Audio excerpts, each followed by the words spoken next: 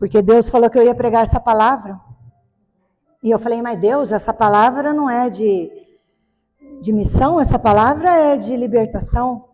E comecei a procurar outra. E estudava outra, e o Espírito Santo, você vai pregar aquela palavra. Eu falei, mas por que eu vou pregar aquela palavra? E comecei a meditar na palavra e Deus mostrou para mim que tem missão do começo, no meio e no fim dessa palavra. Que é missão pura. E é eu que não estava entendendo.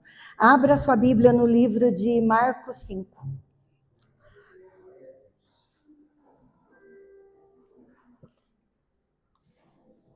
E foi ele que escolheu, não foi eu não. Ele mandou eu meditar nessa palavra e passar para a igreja.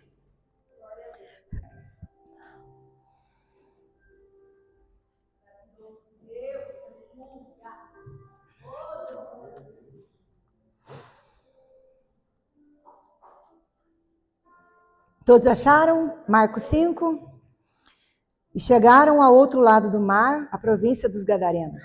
E saindo ele do barco, lhe saiu logo ao seu encontro dos sepulcros um homem com espírito imundo, o qual tinha a sua morada nos sepulcros, e nem ainda com correntes o podia alguém prender.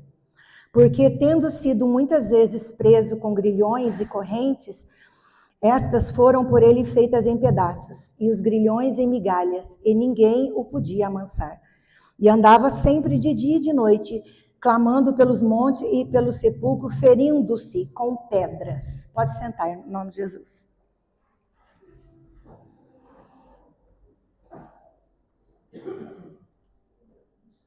Eu meditando nessa palavra, eu observei que um pouquinho antes, Jesus, antes dele falar, vamos atravessar o mar da Galileia, Jesus estava contando parábolas para os discípulos dele a respeito de como o reino do céu cresce. O pastor estava falando hoje, todo mundo está falando da importância da igreja, e a igreja é imprescindível, não tem como, a igreja tem poder na terra, a igreja do Senhor. Ela é poderosa, ninguém pode com a igreja do Senhor, isso é bíblico. O inferno não prevalece contra a igreja do Senhor. E nós temos vários tipos de culto, hoje é culto de missões. Eu falei hoje de manhã o culto da Santa Ceia, todos os cultos são para o Senhor, mas o culto da Santa Ceia é para lembrar que as primícias, ele está em primeiro lugar. O corpo e o sangue de Jesus, quem não participa não tem parte com ele. Para nos fazer ter comunhão e fazer isso em memória dele até que ele volte. Tem o culto do derramar do Espírito Santo, porque a igreja sem o Espírito Santo não tem mudança, não tem diferença, não tem libertação, sem o Espírito Santo não tem nada. A importância de ter um culto do derramar do Espírito Santo. O Leandro explanou bem aqui, o Gilvan também, sobre o Espírito Santo, falando que você recebe o Espírito Santo quando você passa pelas águas, se houver arrependimento. Porque eu conheço gente que passou pelas águas e continuou no mesmo pecado. Quando há arrependimento genuíno, você sai do reino das trevas e entra no reino da luz, você recebe o Espírito Santo. Só que o batismo com o Espírito Santo é outra coisa, é poder, é falar em línguas, o Leandro explicou isso muito bem. A gente tem que ter essa busca na igreja do Espírito Santo para nos guiar, nos orientar, explicar o que é certo e errado. Temos que ter o culto de missões, porque ele está falando nas parábolas aqui, não tem como você ser convertido, ter o Espírito Santo dentro de você e não transmitir luz. Se você não leva a palavra de Deus, se você não fala do que seu coração está cheio, a tua boca não fala do que o coração está cheio, você não se converteu ainda. Aí você tem que se converter, porque se Jesus voltar, você fica. Se você é impulsionado a falar o tempo todo do reino de Deus, que Jesus cura, liberta, é porque você tem o Espírito Santo. Não extingais o Espírito Santo, diz a Bíblia, né? Você pode diminuir ele, o fogo fica bem baixinho, que você nem ouve mais a voz dele. Mas se você soprar o tição, ele volta a pegar fogo de novo. O tição está lá dentro, volta a pegar fogo de novo. Tem o culto das irmãs, que é importante porque as irmãs representam a coluna, a oração da igreja. E a igreja sem oração não tem libertação também, não tem cura, não tem resposta. Não vai nem para o céu sem oração. A igreja tem que ter oração e as irmãs representam o servir, a igreja ajudadora, e a oração, a coluna da igreja. E o culto da família, que nosso primeiro ministério é a nossa família, todo mundo sabe. Então os cultos são muito importantes, irmãos, para nos aperfeiçoar, para nos levar para o céu. Nós temos que estar nos cultos. E Jesus aqui, um pouco antes dele encontrar com esse endemoniado gadareno, ele está explicando a importância de transmitir a palavra. Ele fala que a parábola do grão de mostarda, que o reino do céu é semelhante ao grão de mostarda, se semeado ele cresce e vira uma árvore muito grande. Ele fala da parábola da candeia. Porventura a candeia, vem porventura a candeia para se meter debaixo do alqueire, que é um cesto, ou debaixo da cama? Não, antes vem para colocar no velador. Tem sentido a pessoa brilhar, iluminar o Espírito Santo e não fazer nada? Mas para que pediu o Espírito Santo? Para ficar embaixo da cama? Para ficar escondido dentro de casa? Para não fazer nada no banco da igreja? Não tem sentido. Se recebeu o Espírito Santo é para iluminar o quê? Os que estão na treva. E Jesus aqui, ele está por enquanto ensinando. Ele está ensinando. Aí ele fala para os discípulos a importância de passar, de fazer missões. E até então, irmãos, vocês imaginam que ele fala, parte dele, ele fala, vamos atravessar o mar. Aqui, ó. E naquele dia, sendo já tarde, disse Jesus, passemos para o outro lado. É ele que dá a direção. Irmãos, eu acho tão interessante isso daqui, que ele fala, passemos para o outro lado, mas os discípulos, eles falam, vamos levar, e levaram Jesus consigo. Jesus pode até dar a direção, ele começa a ensinar nós o ID, mas você tem que levar Jesus, levemos Jesus, eles falaram, vamos levar Jesus conosco. Se você for fazer missão sem Jesus, tudo que você for fazer sem Jesus não vai adiantar nada. E eu te digo mais, se você for fazer sem Jesus, nem luta você vai ter. Porque se tiver luta, é porque Jesus está com você. É porque Jesus está na obra. E é interessante porque o Mar da Galileia, imagina o Mar da Galileia. Jesus até então, no norte aqui do Mar da Galileia, ele fez vários milagres, pregou a palavra, libertou, aqui no norte do Mar da Galileia. E até então, para a multidão, para um monte de gente, eu vejo ele ensinando os discípulos assim, ó. Agora nós vamos atravessar. É a primeira vez que ele atravessa, tá, irmãos? Ele só tinha feito aqui para grandes multidões. É a primeira vez que ele atravessa por causa de uma alma. Ele fala, vamos atravessar. Jesus ensinando eles que não é só para pregar para a multidão, mas eu vou, mas se tiver holofote, se tiver chamando atenção, não. Jesus está ensinando os discípulos aqui o valor de uma alma. Atravessar o Mar da Galileia, é a primeira vez que ele atravessa o Mar da Galileia, por causa de uma alma, o valor de uma alma. O engraçado é que você pode pensar, deve ser o mais bonzinho lá de Gadara, né? Não, Gadara é uma das 10 cidades, Decápolis, que é grego-romana, era cidade pagã. Jesus estava até então fazendo milagres e pregando lá no povo de Deus, corrigindo, exortando. Aí ele resolve atravessar, ir lá no sudeste do Mar da Galileia, atrás desse rapaz. E olha o que Jesus ensina para nós quando nós tivermos uma missão. Primeiro, não precisa se preocupar com multidão. Porque você pode pregar para a multidão e também, mas você pode, Deus te enviar para pregar para uma pessoa só. Segundo, ele dá a direção, é ele que fala, vamos atravessar. É ele que manda se a gente vai, se a gente não vai. A importância de ter o Espírito Santo. Os discípulos, não só um barco, foi mais barco junto. Vamos levar Jesus conosco. Olha quanta coisa Deus está nos ensinando. Fazer missão sem Jesus não adianta. Mas fazer missão com Jesus vai ter, no percurso, seja terra, mar, ar, vai ter retaliação. Vai ter adversidade. Vai ter levante. Por quê? Porque Jesus está no barco. E quando eles estão indo, Jesus dorme. numa almofada no barco, e começa um vento forte tocar. Irmãos, é tão nítido quem que é que faz esse vento forte. No livro de Hebreus 1:7 fala que ele faz dos seus anjos como vento e dos seus servos como labareda de fogo. A gente sabe aqui que anjo caído que foi, que mexeu com esse vento aqui. O vento começa a soprar muito forte e a água do mar começa a levantar. E a tal ponto, a luta fica tão grande que a Bíblia fala que a água começa a entrar dentro do barco.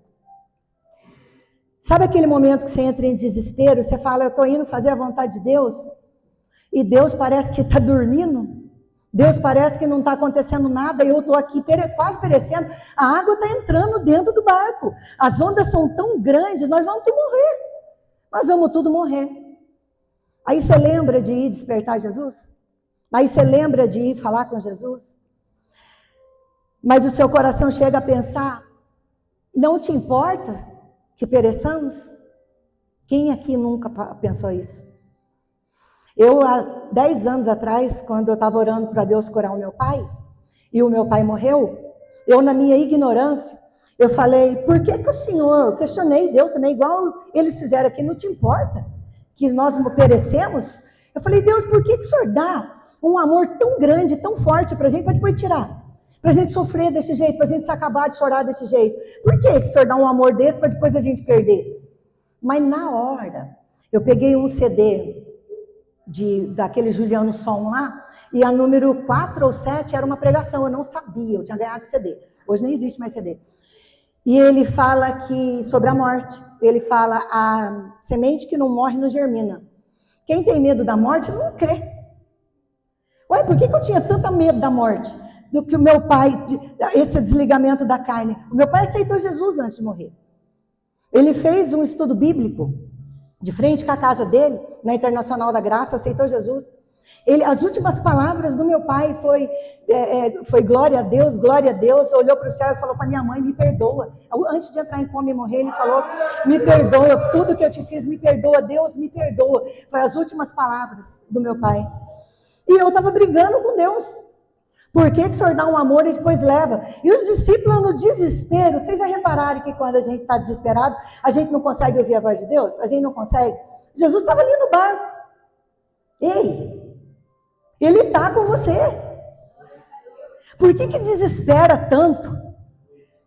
É só clamar, é só despertar Ele, é só falar com Ele. Ele está presente, Ele está no barco. Ele se importa, sim. O Senhor não se importa que nós pereçamos. Jesus levanta. O pastor já falou aqui. A palavra de Deus tem poder. Jesus levanta e repreende o vento. Aquieta-te. Acalma-te, mar. Repreende o vento e repreende o mar. E o mar e o vento se acalmam. E eles ficam, e Jesus ainda fala para eles, por que são tão tímidos? No sentido, por que vocês estão tão intimidados? Por que vocês estão com medo? Por que tanto medo? Ah, não vai dar certo, não vou conseguir pagar, ah, mas não vai morrer. Por que tanto medo? Onde que está a fé? Cadê nossa fé? Tudo apavorado, na hora do medo, todo mundo esquece até de Deus na hora do medo. Por que tanta intimidação? Por que tanto medo? Cadê a fé de vocês? Por que está tudo desesperado se eu estou no barco? Se eu estou junto? Se eu estou no controle? O desespero por quê? Porque estava indo fazer a obra. Porque eles estavam atravessando o mar por causa de uma alma. E é tão óbvio que era o demônio que levantou essa tempestade. Porque a gente sabe quando Deus levanta uma tempestade... E a gente sabe quando o demônio levanta uma tempestade. Se Jesus repreendeu, é porque era o demônio. Jesus repreendeu. No caso de Jonas, quando estava fugindo, a tempestade no mar que levou ele a ser jogado no mar, foi Deus que levantou. A gente só precisa ver se a gente está na tempestade porque está fora da vontade de Deus, ou se a gente está na tempestade porque está indo fazer a vontade de Deus. Tem uma diferença tão grande, né? Um produz vida e o outro produz morte. Tem uma diferença tão grande da tempestade que nós estamos, que nós possamos enfrentar as tempestades porque estamos na santa vontade de Deus, porque estamos indo falar de Deus para as pessoas. O ide de Jesus por causa de uma alma. O ide de Jesus pode ser para o seu vizinho, pode ser na escola, pode ser no seu trabalho, é o ide. Isso é missão, todo mundo é missionário. E tem o culto de missão para nos despertar, que ele não põe uma candeia embaixo da cama. Se ele converteu você, libertou, limpou e mudou a sua vida, não é para você estar ajudando as pessoas que estão passando pela mesma coisa que você já passou? Não é para estar indo levar a palavra? Não é para ir a toda criatura, aquele que crê e for batizado, será salvo? Em meu nome expulsarão demônios, curarão enfermos, em meu nome falarão novas línguas, em meu nome, e esse sinal seguirão os que crerem. E aí eles então sentiram um grande temor e diziam uns aos outros, mas quem é este que até o vento e o mar lhe obedecem? É esse que nós temos na nossa vida, que anda junto com a gente. O dono da vida, o nosso Salvador, o nosso Senhor, ao qual nós estamos aqui cultuando e adorando, o qual mudou a nossa vida, a nossa história. E quando Jesus coloca o pé em Gadara, eu lembro daquela promessa aí, onde colocar a planta dos teus pés eu te darei. Imagina Jesus colocando o pé em Gadara. O demônio da adivinhação lá no meio do sepulcro já despertou a orelha, já levantou a orelha.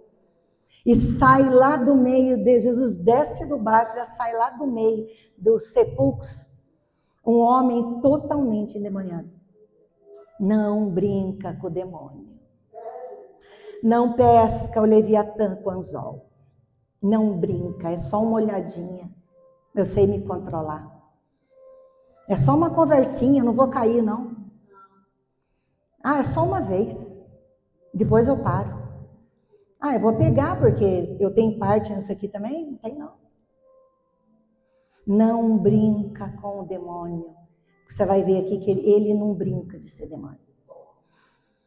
É um anjo valente.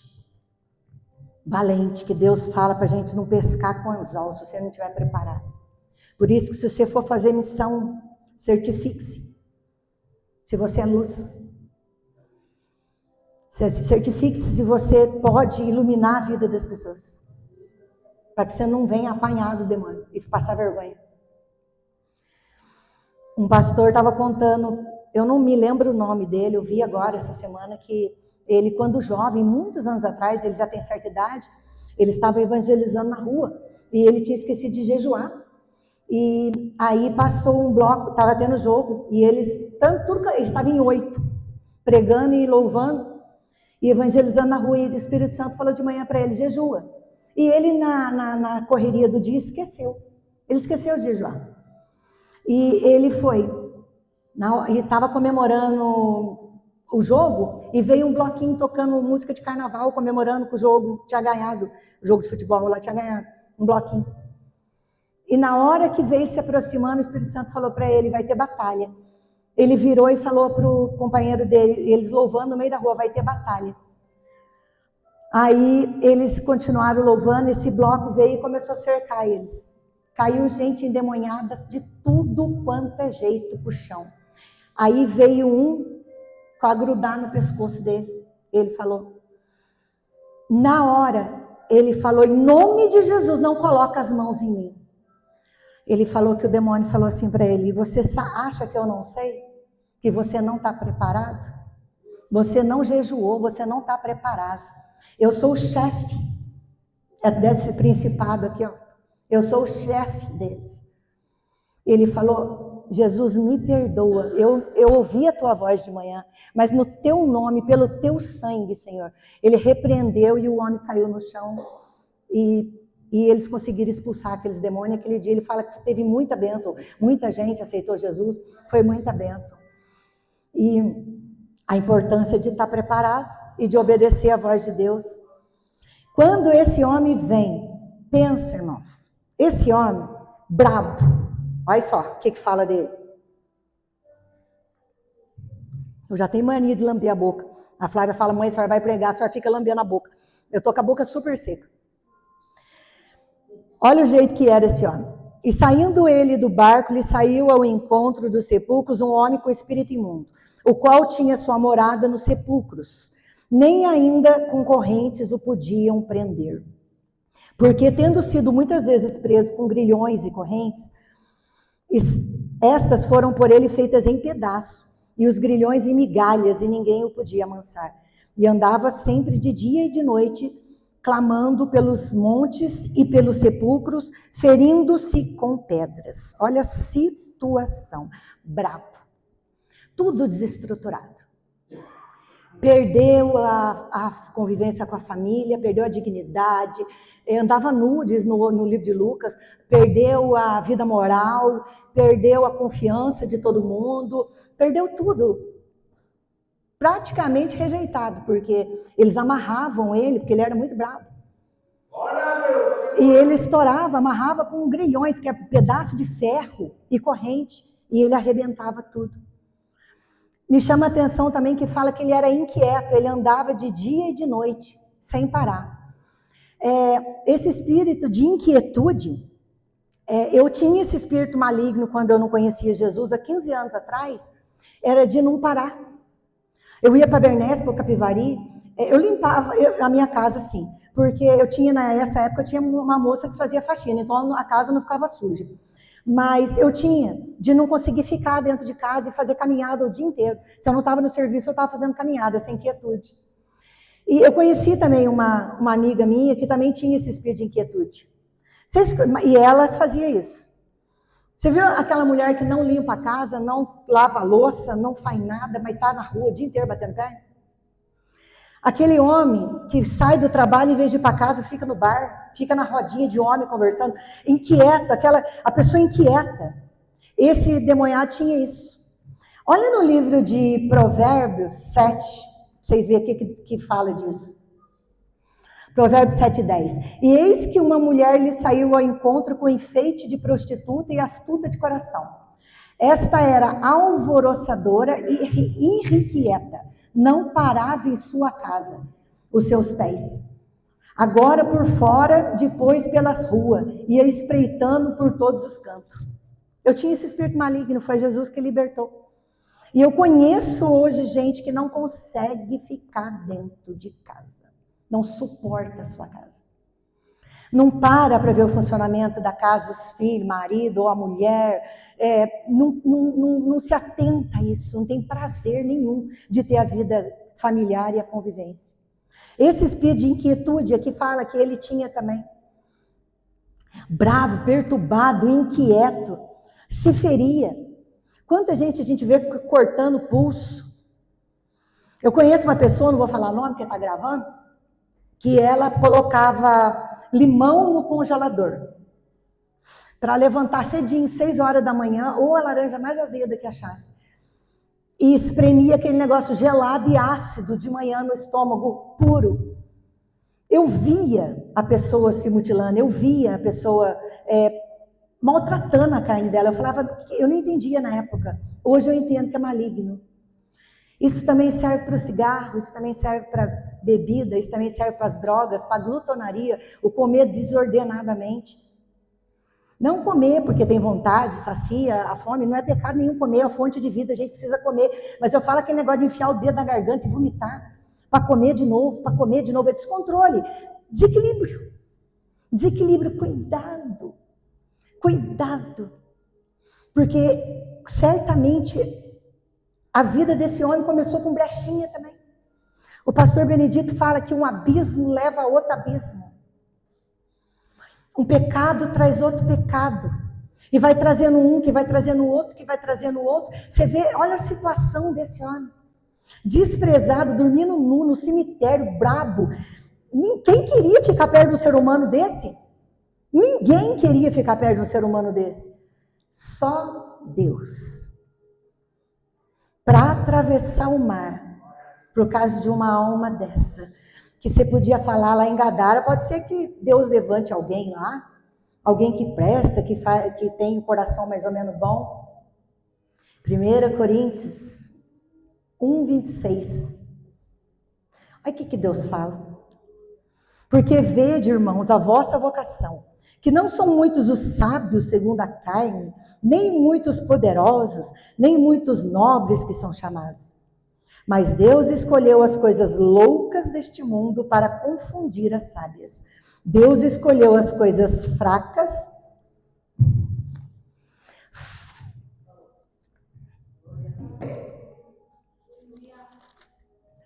As coisas fracas deste mundo para confundir as fortes. E Deus escolheu as coisas vis deste mundo e desprezíveis, e as que não são, para aniquilar as que são. Para quê? Para que nenhuma carne se glorie perante ele.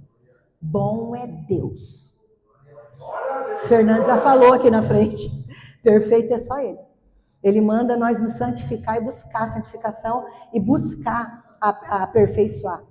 Aliás, ele está escrito, ó, sede perfeitos porque eu sou perfeito. Ele manda você renunciar ao máximo possível de coisa que ele condena na Bíblia. Ele manda. Mas perfeita, nós tudo sabemos que é só ele. Vocês falaram muito hoje do fruto do Espírito. Quando eu li Gálatas 5 lá, da mansidão, longanimidade, perseverança, domínio próprio, de tudo aquilo, pelo menos uns 3, eu falei, meu Deus, pelo menos em 3 eu estou falhando. Na ira, em vez de ser pacificadora, ir lá e responder, a pessoa faz, eu faço também. Eu falei, meu Deus, quanto que a gente ainda precisa mudar, porque se o Senhor volta, eu estou que nem a virgem louca, esperando o noivo dentro da igreja.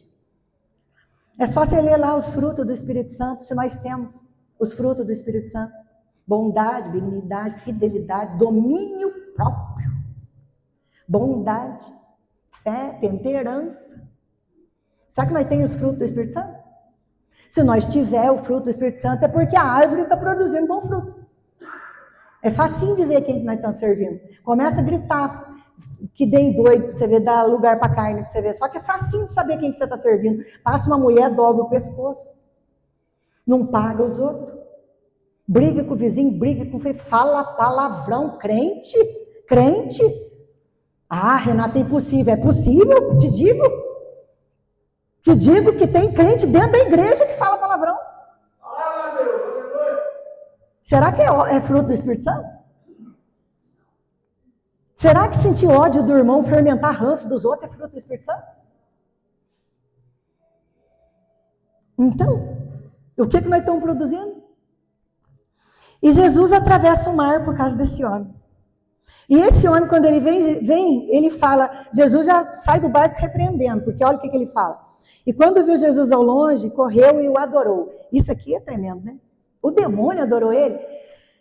Reconheceu a autoridade de Jesus. Que todo joelho tem que dobrar. Pode ser a casta que for. Todo joelho tem que dobrar. E aí você pode falar assim, Renata, mas essa casta aqui é da casta mais difícil? Não sei.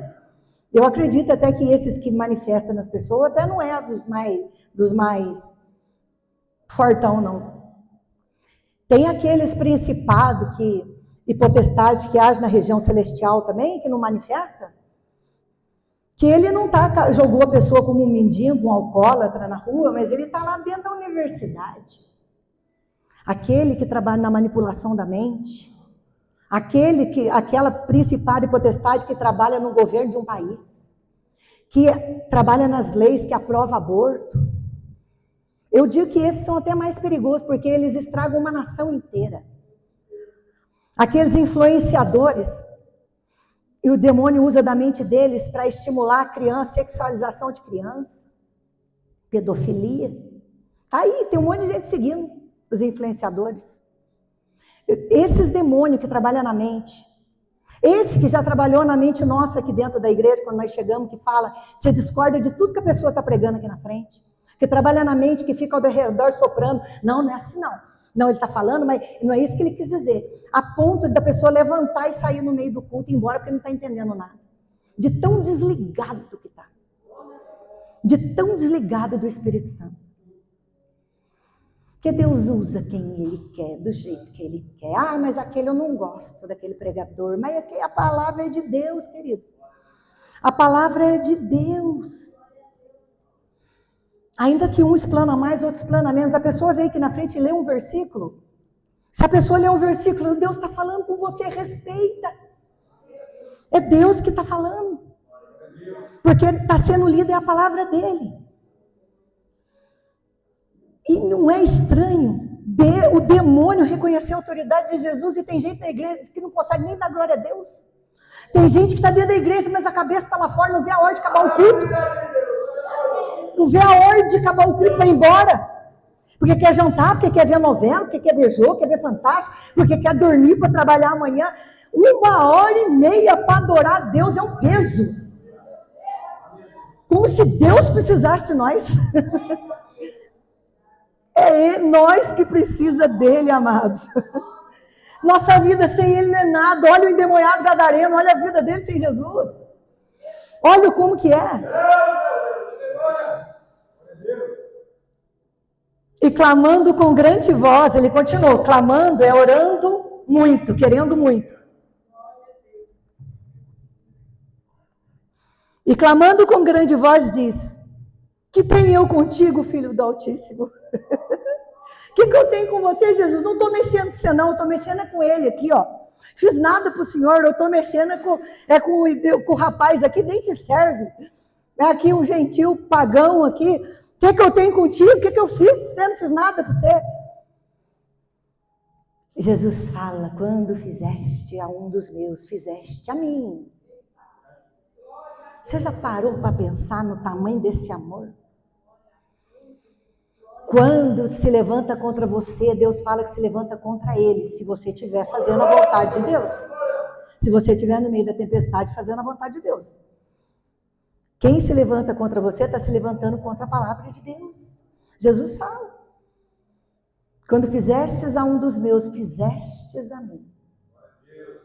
Até um copo de água, até um copo d'água, se você der para um servo de Deus, Jesus fala que você está fazendo para ele. O que eu tenho contigo, Jesus? Você está mexendo com quem é escolhido dele. Ah, mas não nasceu judeu, e daí? Nós também não, nós também nascemos gentil.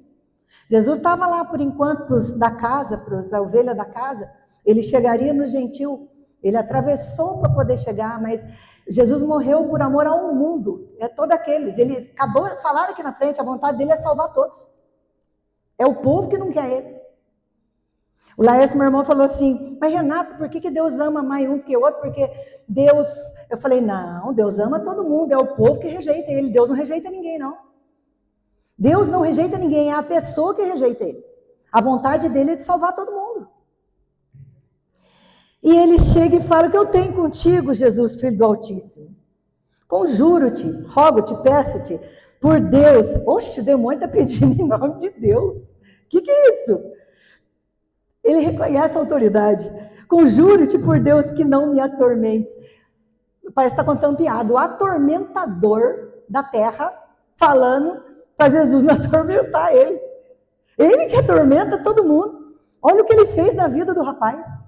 Provavelmente o chefe dessa legião, porque você viu que está falando não no plural, né? Qual é o teu nome? Está falando aqui, não está falando no plural. Depois que começa a falar no plural. Provavelmente o chefe foi ali nele e foi falar.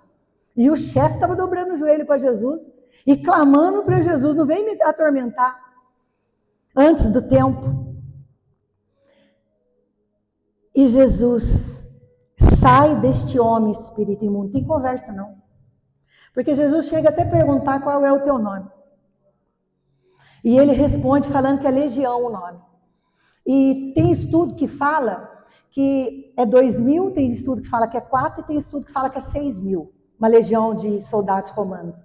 Eu vi 3 estudos que falam 3 números diferentes. Mas é demônio demais, não é não? Porque tem 2.000 porcos, eu vi gente falando que podia ser também 2.000. Mas que seja de 2.000 a 6.000 demônios. Meu Deus! Como esse homem suportou tudo isso? Eu fiquei perguntando para Deus, como esse homem suportou tudo isso? Quanta brecha esse homem foi dando, para entrando um, para entrando o outro, para entrando um, para entrando o outro. E Jesus, quando você vai expulsar um demônio, Você pode até perguntar de que casta que ele é, não tem problema.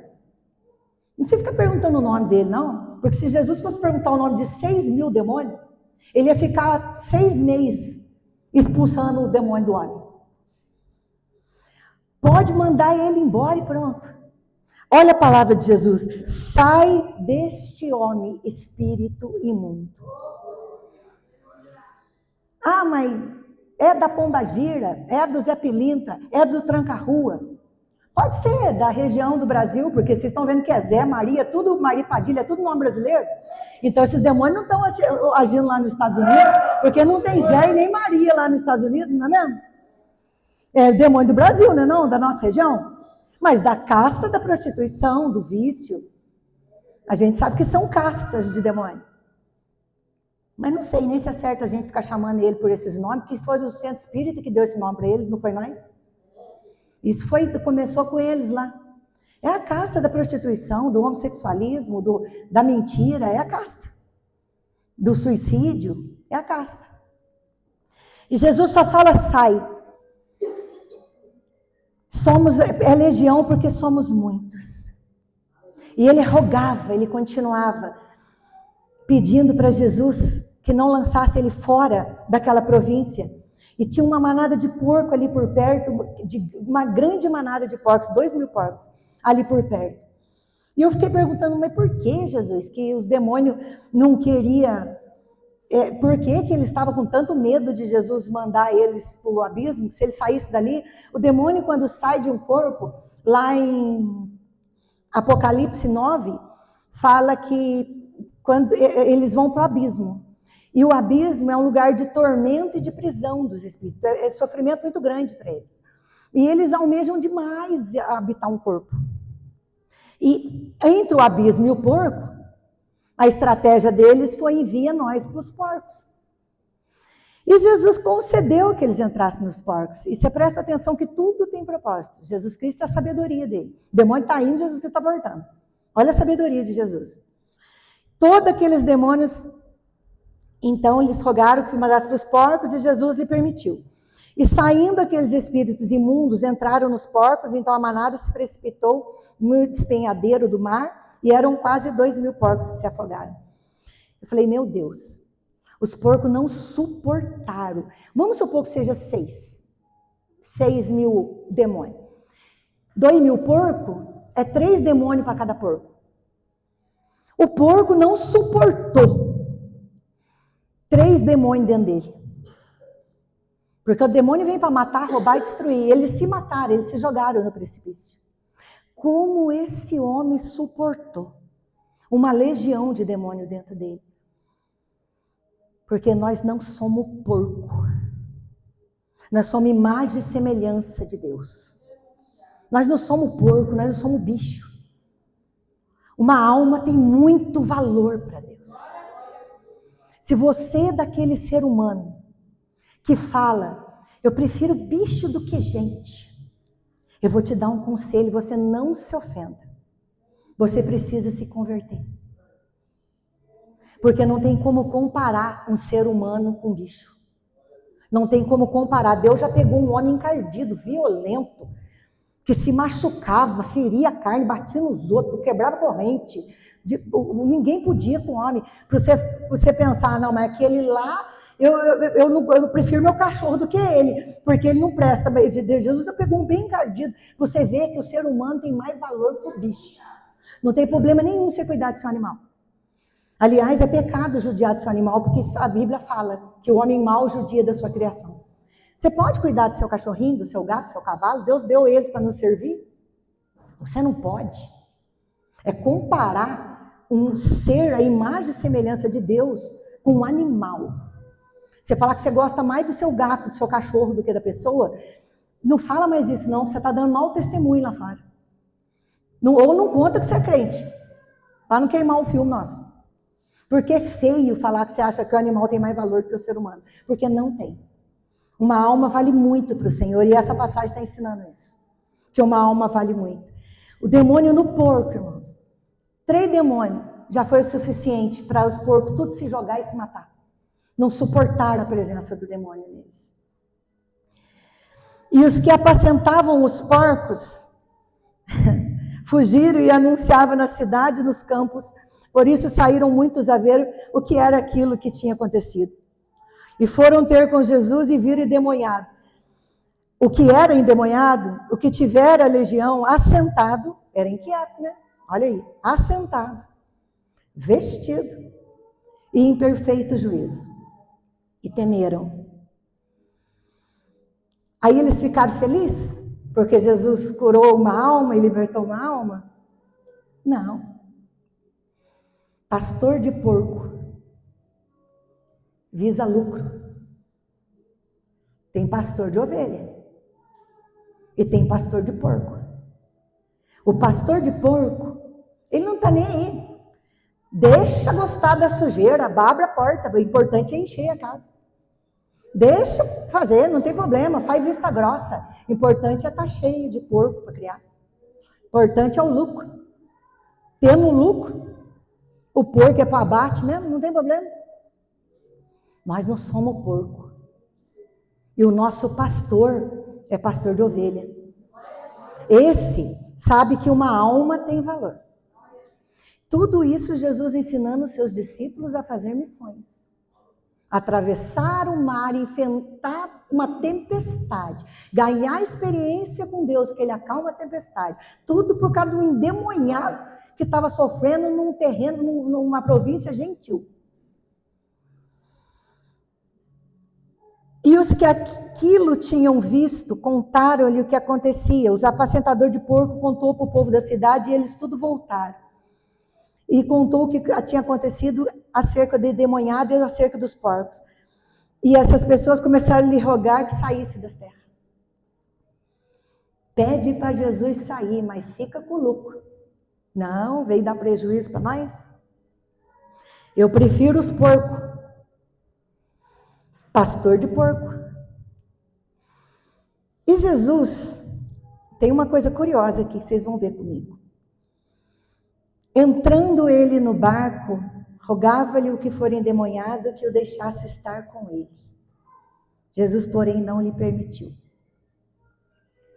Jesus falou sim para o demônio, deixa eu entrar no porco. Jesus falou sim para quando eles falaram, vai embora daqui. E Jesus falou não para o rapaz liberto. Você já parou para pensar que o não de Deus é proteção para a sua vida? Será que o que você está pedindo para Deus é o que Deus quer para a sua vida? Porque você acha que Deus tem que falar sim para tudo que você quer? Deus, Ele sabe os planos que Ele tem para nós. Ele sabe o que é melhor para nós. O não de Deus é proteção. O não de Deus é com sabedoria. Aí eu falei, Deus, mas o Senhor despediu um homem que tinha acabado de ser liberto de volta. Olha o que Jesus fala para ele. Vai para a tua casa, para os teus, e anuncia-lhes quão grandes coisas o Senhor te fez, como teve misericórdia de ti. Eu vejo outro missionário aqui, Jesus formando, Jesus ensinando os discípulos. Tem a missão de fazer milagre lá na Galileia e na Judéia para uma multidão. Tem a missão de atravessar mar, ar, terra para ficar de uma alma. E tem a missão que é a sua casa. Nosso primeiro ministério, a nossa primeira missão. Vai lá, onde você causou dor. Vai lá, onde você fez vergonha. Onde você causou tristeza, onde você fez perder toda a renda, quebrar a família. Vai lá onde você envergonhou, onde você fez feiura. Volta lá. E pelos frutos, como foi falado aqui hoje, mostra como o Senhor fez para com você e teve misericórdia de ti. Irmãos, um homem liberto e uma mulher liberta. Se o evangelho entrar, nunca mais vai ser a mesma pessoa. Nunca mais. Eu te digo mais ainda. Pedro estava junto com Jesus aqui, indo ver ele atrás do endemoniado. E ainda não era convertido. Se você ainda não é convertido, não desanima não, porque Pedro demorou para ser aperfeiçoado também. Pedro já tinha recebido até o Espírito Santo. 14 anos depois, Paulo precisou ir lá exortar ele. E falar, mas Pedro, você não tá, quando você senta na mesa com o gentil, mas quando chegam os judeus, você levanta de vergonha, você está vivendo de aparência ainda. Falando para os outros circuncidar, querendo viver de tradição ainda. Paulo precisa exortar. Ele era um homem falso e que não pregava a verdade? Lógico que não. Era um homem de Deus e cheio do Espírito Santo, sendo aperfeiçoado por Deus. E aí Paulo repreende, ele concorda, é verdade. É para o mundo todo o evangelho, é verdade, não tem que circuncidar a carne, não. Não é viver de aparência, é entregar o coração inteirinho, a vida inteira para Jesus. Ele não quer 50% da minha vida, ele quer 100%. Ele quer eu inteiro. Para de viver de aparência. Não adianta mudar o cabelo, a saia, pôr o terno e ficar com o cabelinho na régua. Não adianta, eu falei isso aqui esses dias, numa quinta-feira, e virar o pescoço para olhar quando passa uma mulher, não pagar os outros, ter contatinho na rede social, tá fornicando escondido do pastor, tá bebendo escondido, ou tá vendendo bebida escondida, não adianta.